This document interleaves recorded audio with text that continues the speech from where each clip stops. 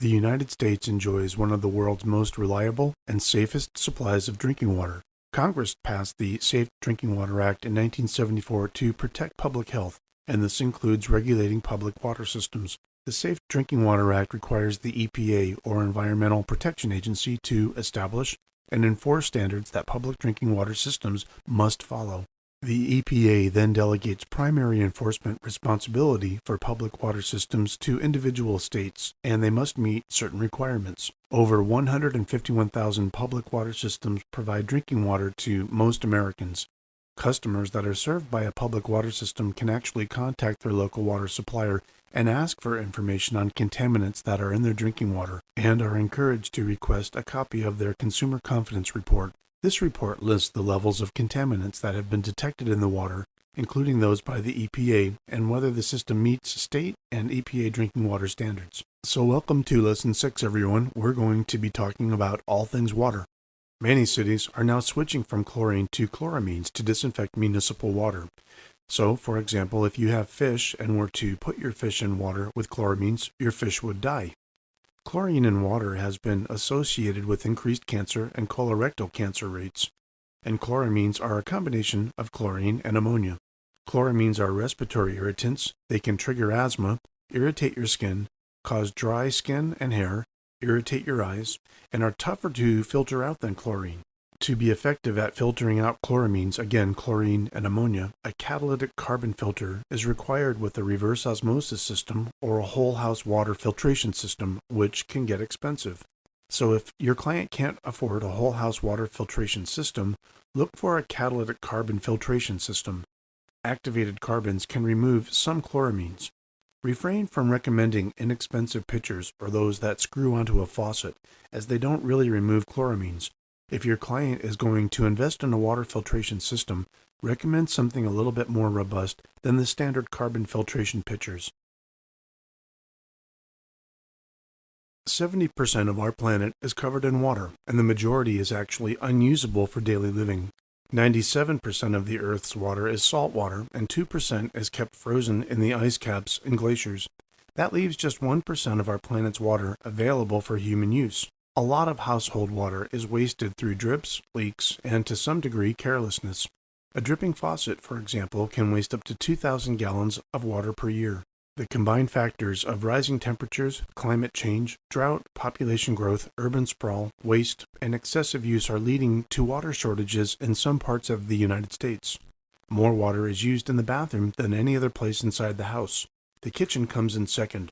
Have clients start by checking indoor faucets, toilets, and shower heads for leaks. But if your client is not a do-it-yourself type person, recommend a professional and suggest that they call a plumber and have them check for leaks and waste. Water conservation has become more of an urgent priority throughout North America, even in those areas where water might seem abundant. Municipal sewer systems can become overloaded with water flow, spilling overflow or sewage back into local watersheds, lakes, and rivers. In recent years, over 40 states have initiated water conservation measures due to climate-related water shortages. So it has become apparent that water conservation will remain a priority in the years ahead. So as the need to conserve water in the home has increased, so have the efforts of manufacturers who develop water-saving products to meet this increased demand. For the most part, these new products are inexpensive and pretty simple to install without requiring plumbers or professional installers.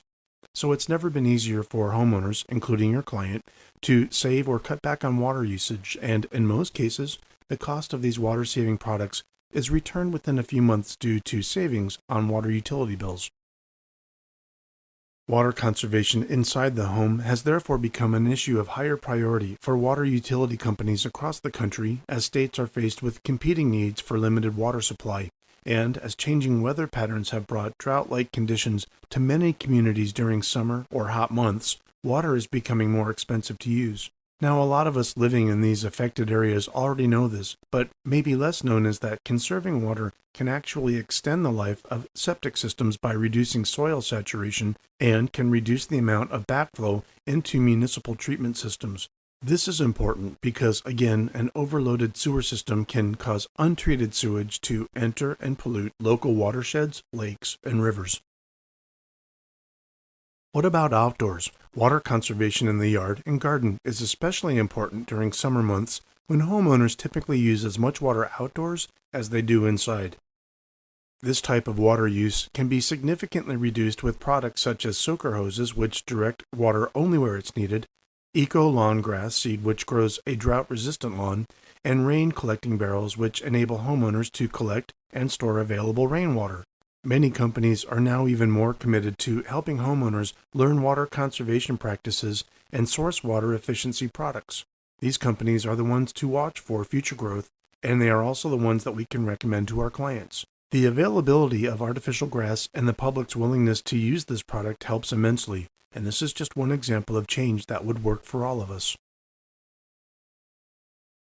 In the United States, our drinking water comes from two sources. It comes from above-ground sources like lakes and rivers, or from underground aquifers or wells.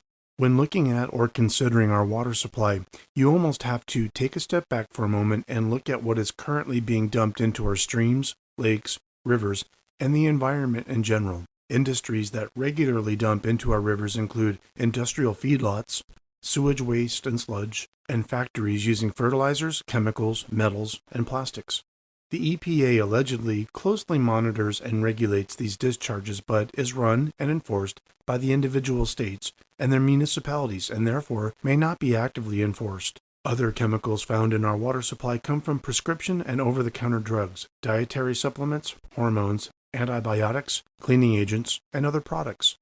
Many of these chemicals cannot be completely metabolized by the human body. On top of that, many are known as endocrine disrupting compounds or chemicals that either block or mimic natural hormones, thereby disrupting the normal functioning of our organs. The EPA currently doesn't have any enforceable standards for pharmaceuticals in our water supplies, and our sewage systems are not really equipped for pharmaceutical removal. Since water use is a major factor in green living, we've got to stay informed of a few things, and that includes where our water comes from, what's in it, and how to conserve it. Water conservation is easy, but it's vital for everyone to adopt it as a habit.